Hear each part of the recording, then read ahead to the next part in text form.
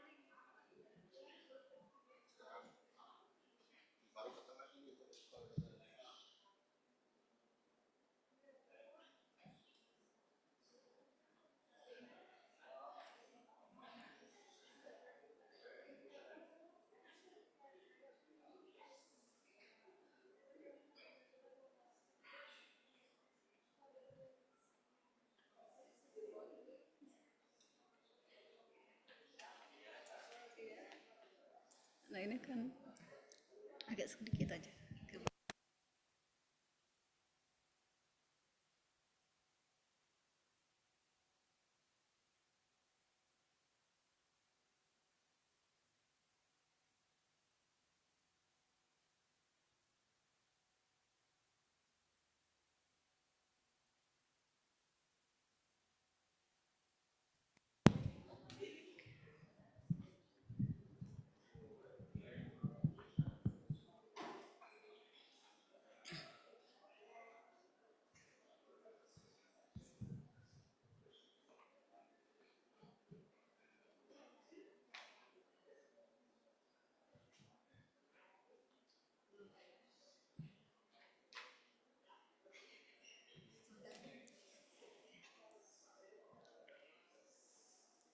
Nanti kalau ada musik.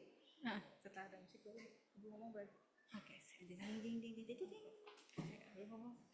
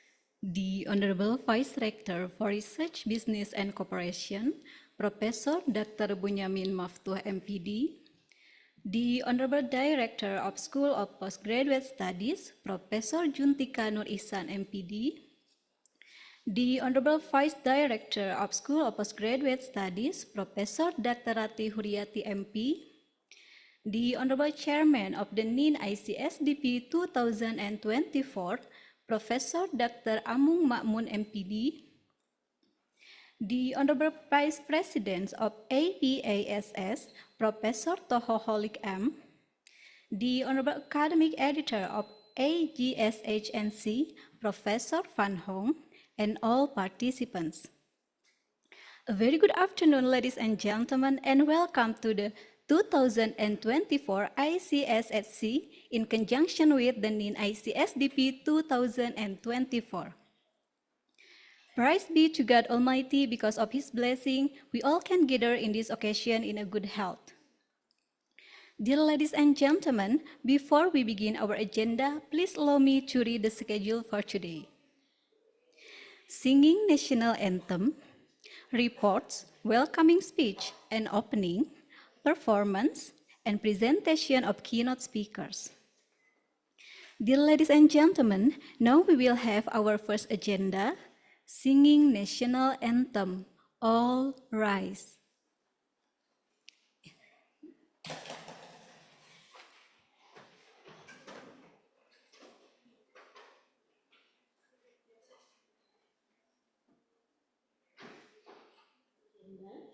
Singing National Anthem, All Rise.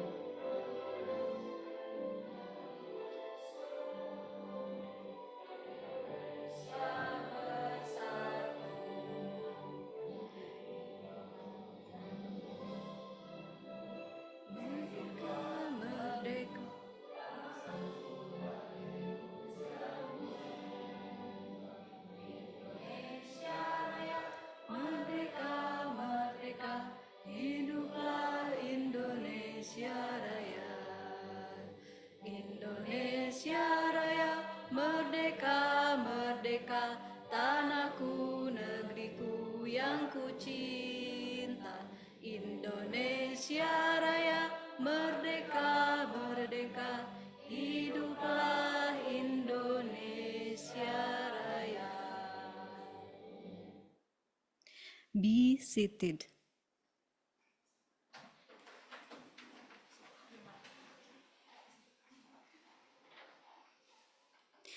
Dear ladies and gentlemen, now we will have report from Conference Committee, Professor Dr. Amung Makmun MPD. To Professor Amung, the time is yours.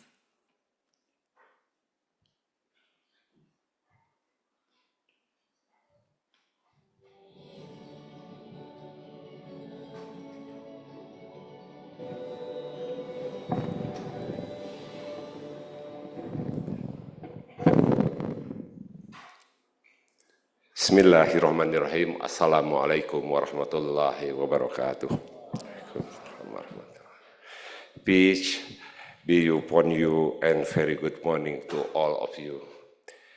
It is a distinct honor and privilege to welcome each of you to the 9th International Conference of Sport for Development and Peace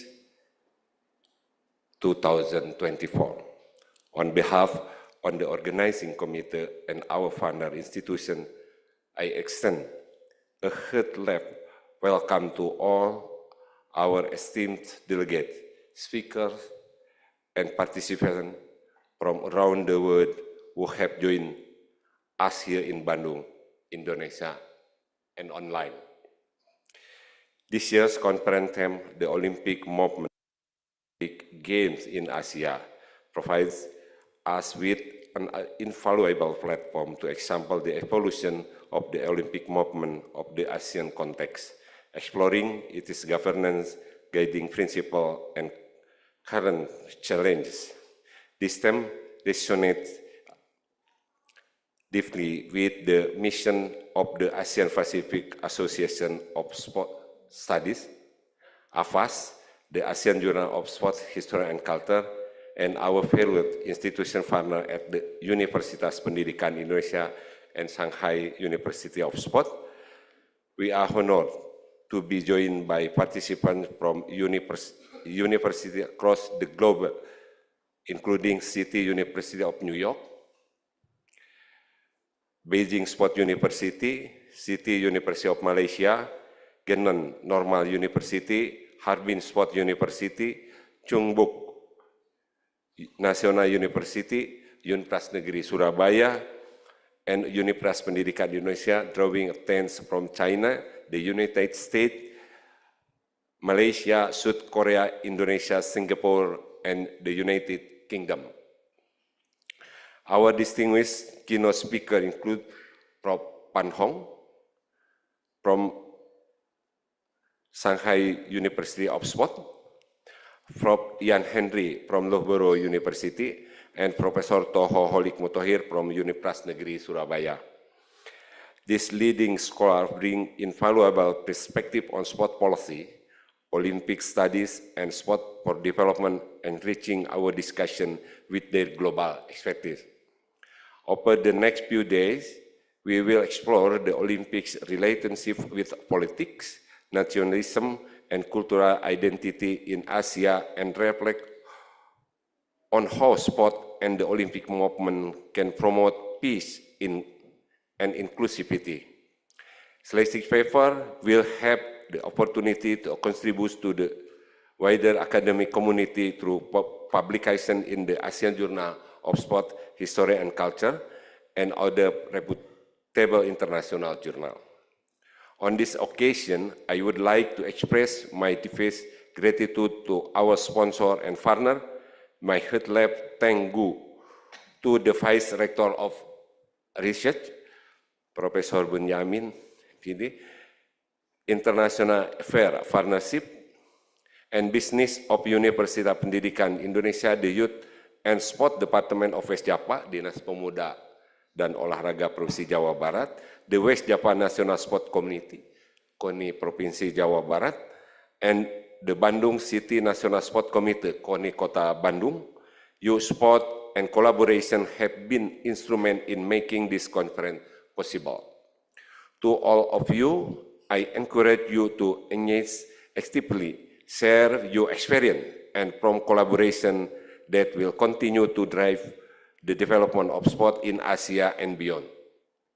Together, let us leverage the power of sport to foster development, build peace, and create a better world.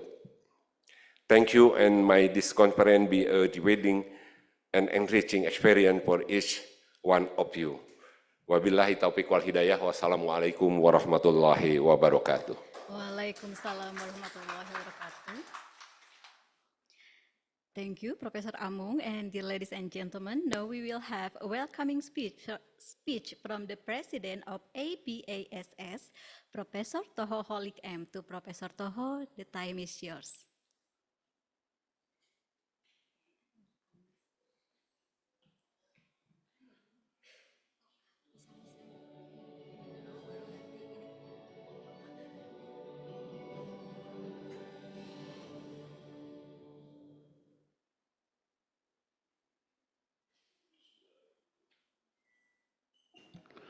Bismillahirrahmanirrahim.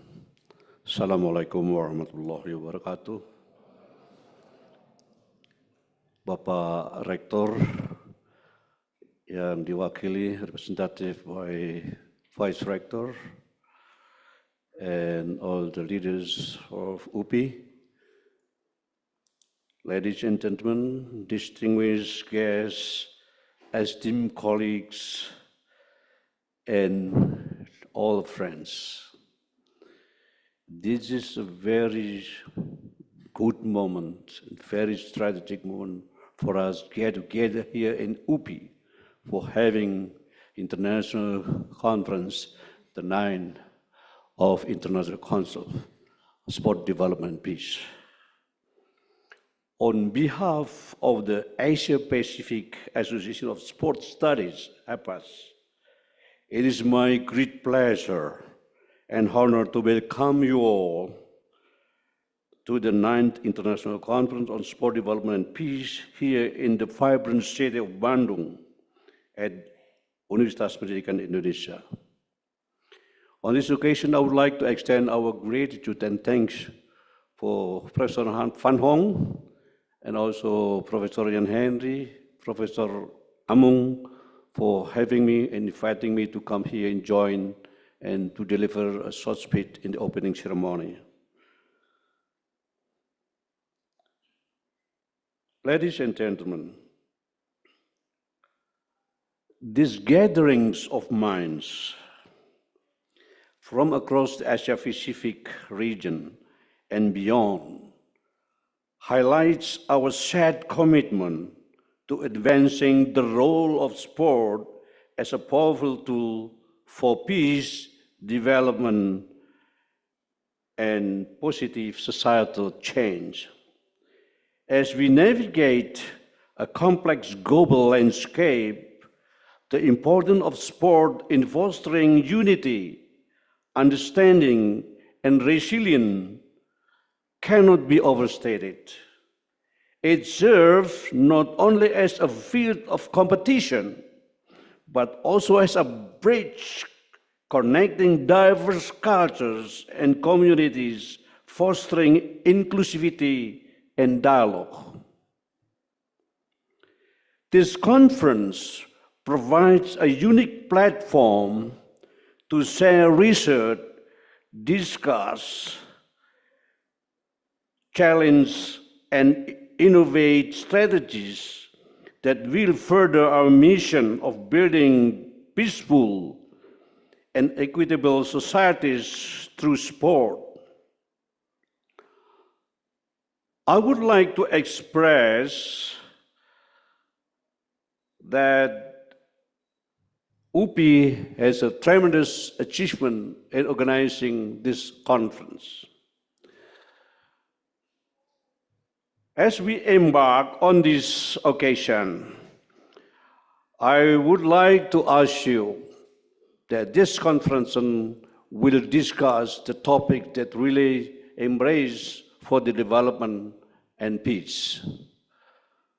Ladies and gentlemen, let us now stick together to synergize our effort, to move forward, to make a big jump for the development of sport as an instrument for development of peace, to make a better world. And I'm sure that you are all here coming from all over the world, from various universities, and I think to discuss and to have a kind of dialogue to come up with the brilliant ideas for the future development of our sport in regard to peaceful development for the world. Let us have a productive and inspiring conference together. This is the time and the very best time for us to get together and discuss various matters regarding the challenge of sport development, especially in developing Olympic values for the future generation. So I think APES will have a contribution for the development of sport and also the value of sport in regard to our development for the better world. So APES is non-profit organization. His mission is to have collaborative efforts in developing sports science to have a great role for development of the world. And I think APES asks you, urge all of us to work together for the betterment of the world. Let us pray and get together in order to move forward for our future world. Thank you very much. Have a nice conference. Assalamualaikum warahmatullahi wabarakatuh. Waalaikumsalam. Thank you, Professor Toho Holik. And dear ladies and gentlemen, now we will have a welcoming speech from the editor of ICSHC, Professor Van Hong. The time is yours.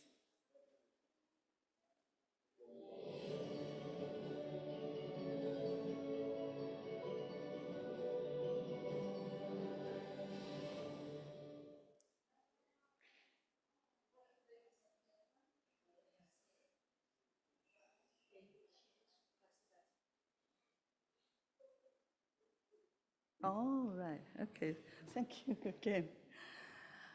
Well, ladies and gentlemen, first of all, I would like to thank the Vice Rector of UPI and the directors and the senior management of UPI as well for their strong support for hosting this conference. This conference is not simply a conference. It is hosted, well, it is taking place in the year of 2024, the Olympic Games. Although the Games took place in Paris, but we have this opportunity to discuss about the Olympic Games and the Olympic values and the Olympic movement in Asia. So that is, I think, is an important topic to discuss, and is also a reasonably ignored area. So I'm so pleased that scholars from different countries in Asia, and also from New York as well, and some scholars with their students came from China. So it's really came thousands away to come here to share your knowledge. So this is a platform to transfer our knowledge and understanding of Olympic movement in Asia. And I think all of us here have this kind of responsibility to do the research and to discuss some issues in Olympic movement in Asian countries, and also to be some comparative study between the East and the West. It is a bridge to collect the both worlds, because the Olympic movement in general started in the West, so by the West culture. But the East is also contributed to the movement, to the games, and in general to the international sports. So if we could start to make our voice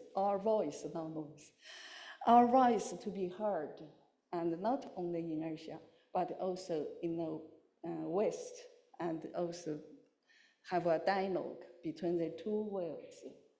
And so welcome on behalf of the journal, the Asian Journal of the Sports History and Culture, and hopefully we will have more research results published in our journal.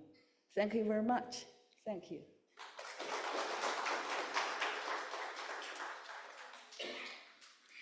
Thank you, Professor Van Hong. And dear ladies and gentlemen, now we will have a welcoming speech from the Director of School of Postgraduate Studies, Professor Juntika Nur Ihsan.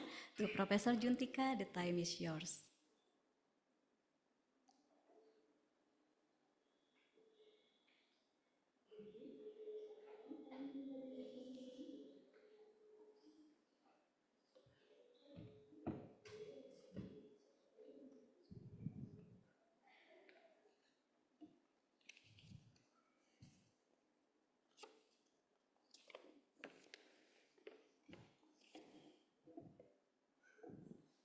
Bismillahirrahmanirrahim. Assalamualaikum warahmatullahi wabarakatuh.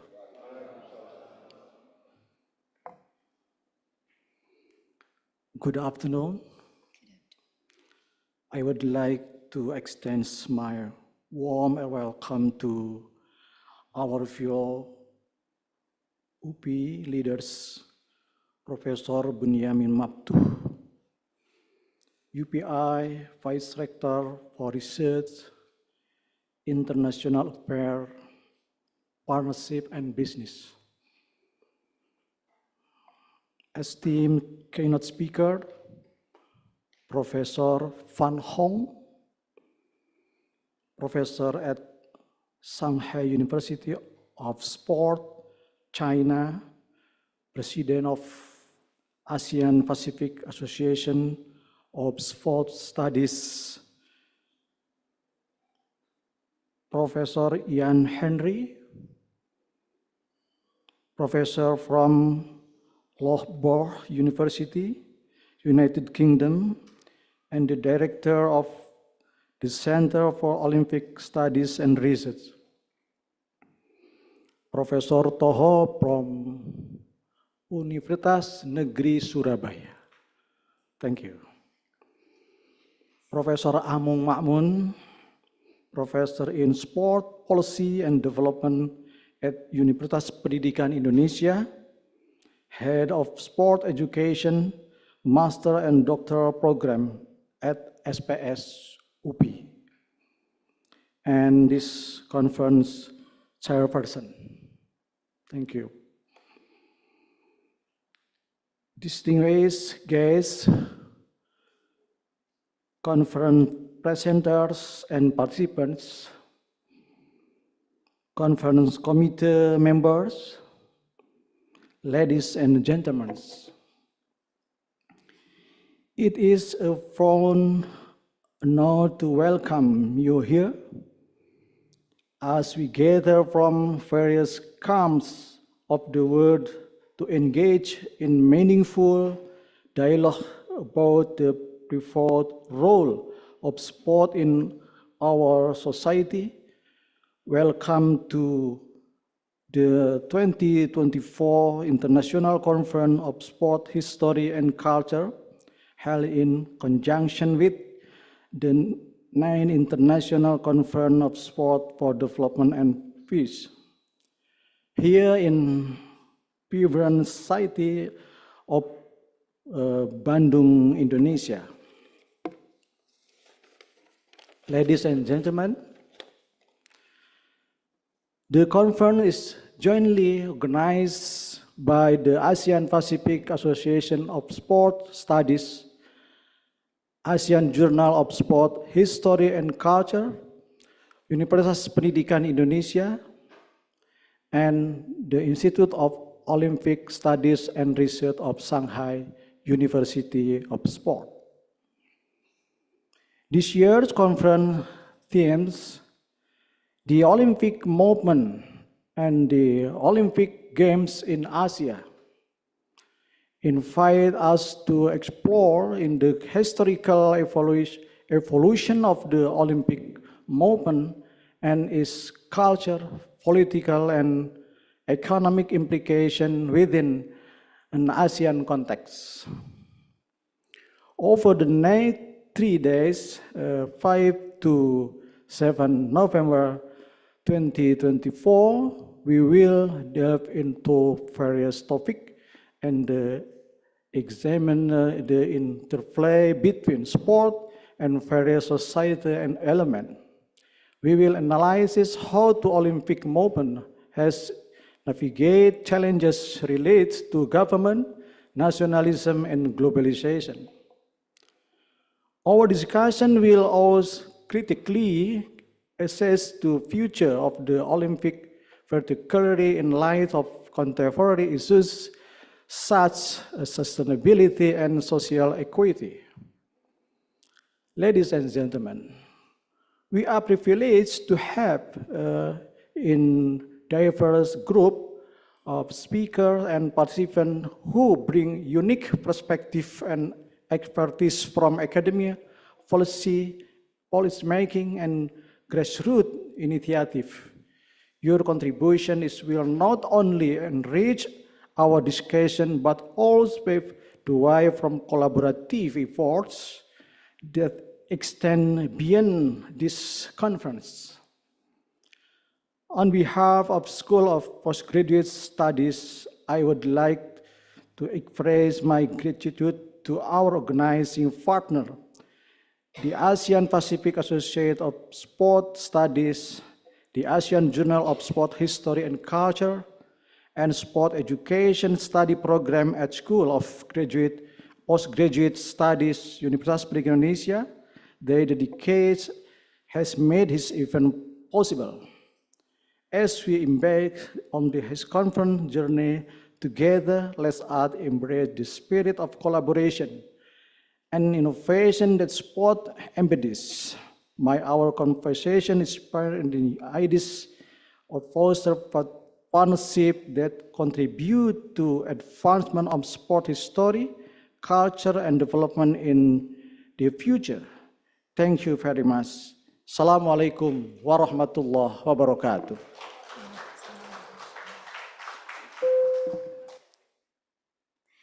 Thank you, Professor Juntika. And dear ladies and gentlemen, now we will have a welcoming speech and opening from the Vice Rector for Research, Business and Cooperation, Professor Dr. Bunyamin Maftu. To Professor Bunyamin, the time is yours.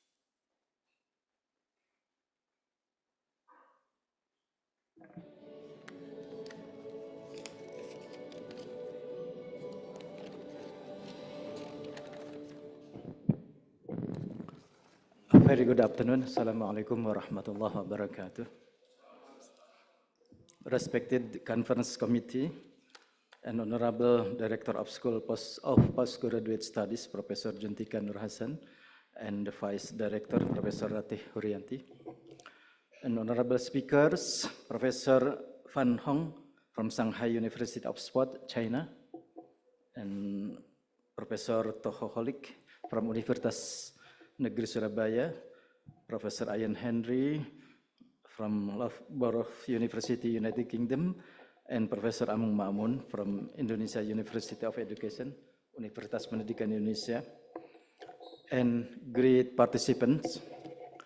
It is an honor to welcome all of you today for the 2 days 2024 International Conference of Sport History and Culture, in conjunction with the 9th International Conference of Sport for Development and Peace, which, for the new normal and its efficiency, is held blended through in-person participation and video meeting application. I welcome all the eminent speakers and guests from different countries and walk of life to exchange experiences and work together on the exciting topics of the Olympic movement in Asia. Respected Conference Committee, speaker and participants, I believe that nation building in the process of unifying a country and solidifying its identity, where people in the country have to feel that they are all part of the same nation and are proud to be part of that nation. Sports are one way to help people feel this way. Sport is an excellent way of doing this because it creates a unified goal and brings all the different groups in the nation under one banner and sharing same values of excellence, respect, and friendship. Those values are the flagship of Olympic values, which constitute the foundation on which the Olympic movement builds its activities to promote sport, culture, and education with a view to building a better world. The world is more interconnected than ever, and the global phenomenon of sport can connect influential networks of diverse partners and stakeholders with a shared commitment to lasting development. In this regard, the world of the Olympic movement and the Olympic Games can provide powerful partner and stakeholder networks committed to using the movement and game for sustainable development. So far, I know since the first time of Olympics were held in Asia, Tokyo in 1964, Dynamic Asia has made significant contribution to the Olympic movement. With the biggest continent in the world, diverse culture, diverse languages, and many political differences, they are united in sport. Nelson Mandela's beautiful quote sums it up meaningfully, where sport has the power to change the world. It has the power to inspire. It can unite people in a way that little else does. It speaks to youth in a language they understand. The Olympic movement and games can create hope where there was only despair once. I believe this conference will explore the historical aspect, diverse approaches of a cross-section of countries to learn what is working, the challenges that remain to be addressed, and the fact that the Olympics movement and games have played an essential role in all societies and acted as a robust communication platform that can be used to promote a culture of peace. It is and will continue to be one of the most cost-effective and versatile tools to promote United Nations values and achieve the Sustainable Development Goal, SDGs. respective conference committee, speakers, and participants, we are all seeking inspiration and hunger with knowledge and experience, sharing from all sports science educators, general experts, and professionals to discuss more about the theme. I'd like to express my deep respect to all the committee members from the Sport Education Department under Prof. Amung, honorable speaker, postgraduate student, and participant for your positive involvement in the conference. Finally, by saying Bismillahirrahmanirrahim, in the name of Allah, the most gracious, the most merciful, the 2024 International Conference of Sport History and Culture, in conjunction with 9th International Conference of Sport for Development and Peace, is officially open. Thank you. Assalamualaikum warahmatullahi wabarakatuh. Waalaikumsalam warahmatullahi wabarakatuh. Thank you, Professor. And dear ladies and gentlemen, before moving to another agenda, we will have a photo session first. Fotonya mau di sebelah mana? Mau di sebelah mana? Ke depan aja. Okay, to all the speakers, organizing committee, faculty, and staff, please come to the front. We will have a photo session.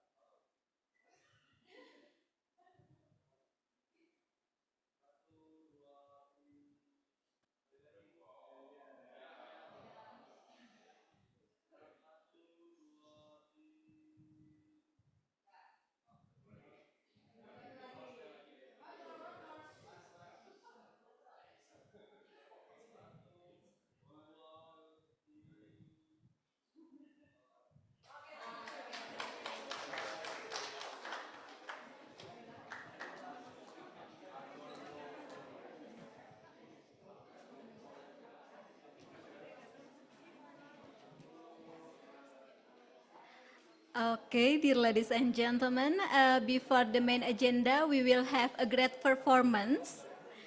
Ya, Bu, takutnya. Okay, we will have a great performance, so not leaving the place.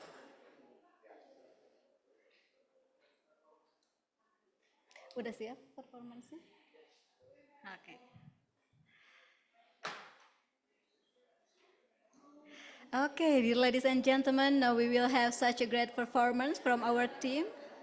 So please enjoy.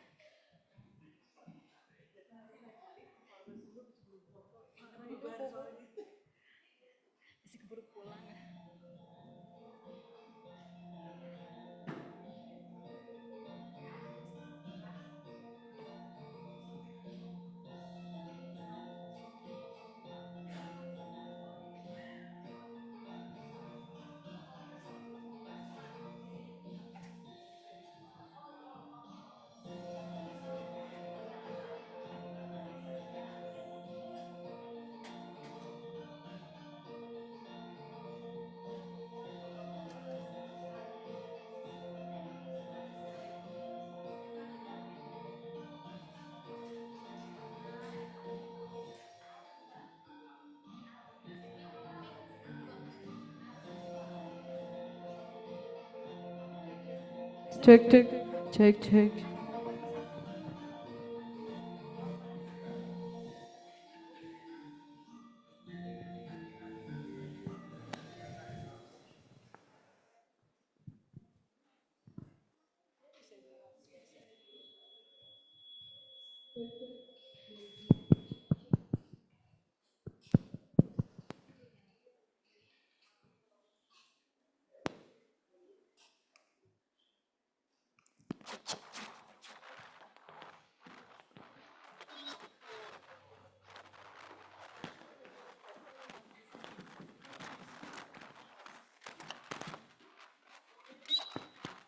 Oke. Ini di klip aja di tempat yang pas. Ini udah nyala, tinggal di deket kamu atau di mana? Ada lagi? Ada apa? Udah.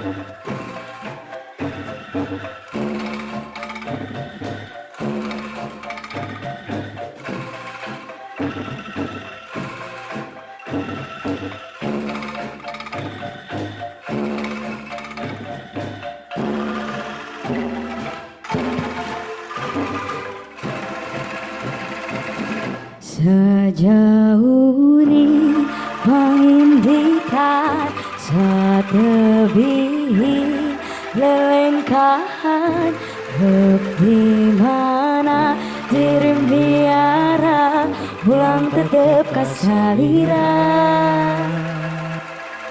Dina tetep unggal juru aya carita menyentuh kalbu kagagas ka bayang-bayang saban wayang mawa tenang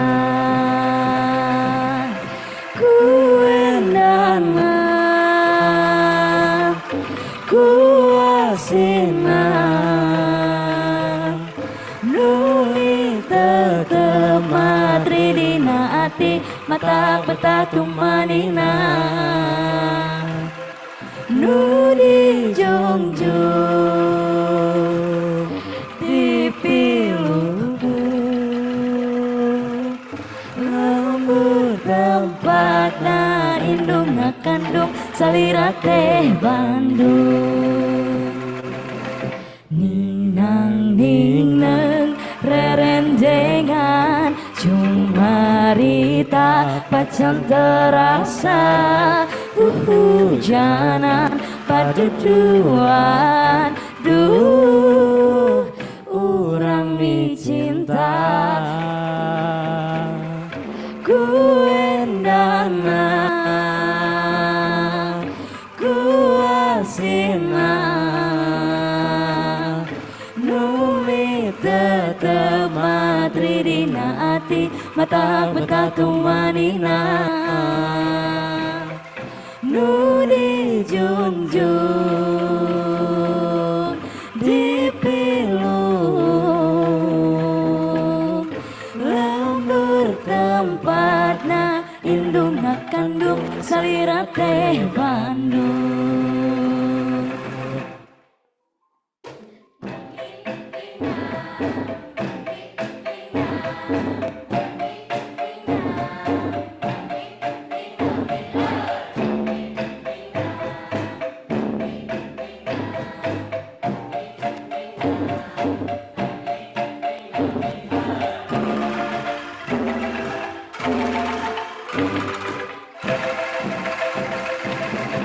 kuendana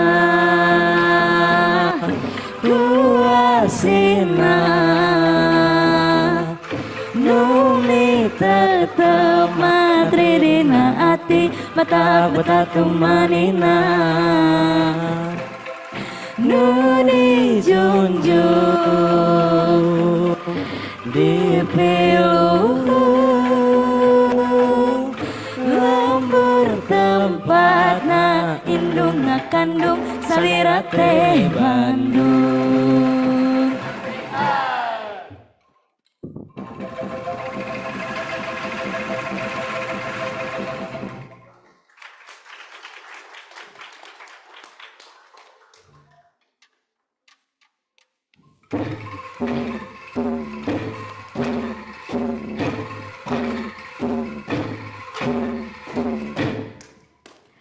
Penona alus, irung alus, bibir alus ditempat diharap digigit meni mulus ngan hanjaka pisan kalakuan siga setan bisa payu kasasaha tesirik na unggal minggu